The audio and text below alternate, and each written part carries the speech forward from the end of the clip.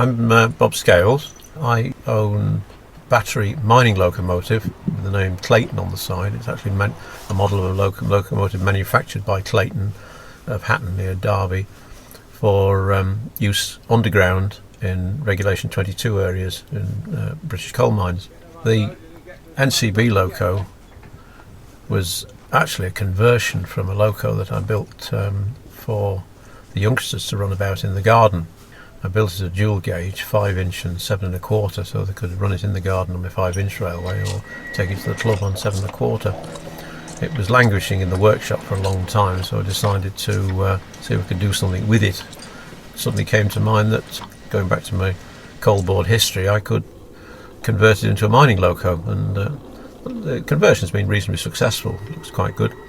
I used a 3D CAD package to design the steel work on the top, and then had that laser cut and CNC folded. Everything went to plan and assembled very well. Altered the buffer beams from the original to make them heavier looking ones to suit the mining application.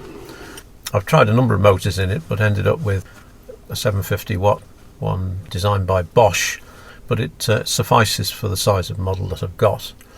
I run it on 24 volts on two 12 volt fully sealed batteries.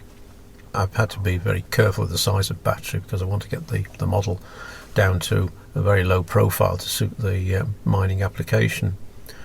To dress it up a bit, I fitted a dummy FLP lamp on the front with a fairly powerful LED in it, and a dummy FLP controller at the back with a 12" figure dressed in NCB workwear as a driver.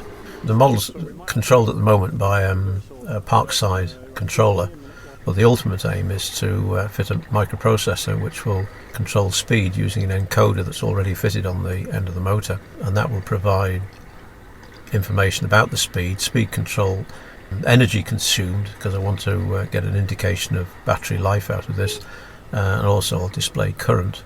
I made a special driving truck to go with it that looks a little bit like NCB Man Rider. When it's finished, that'll all be sprayed white to suit NCB stock.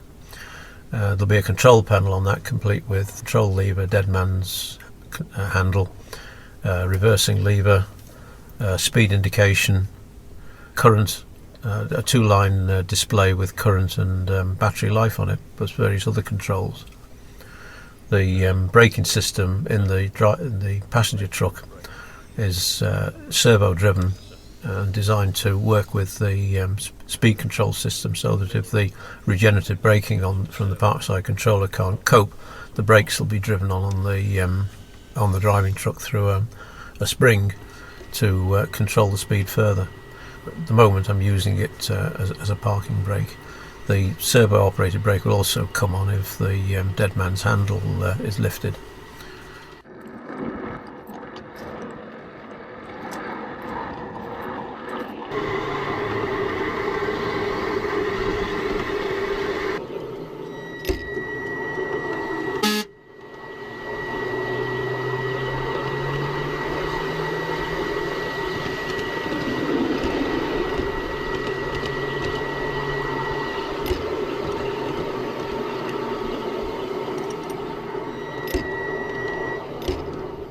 Hi, this is Andrew from Heritage and Model Rail.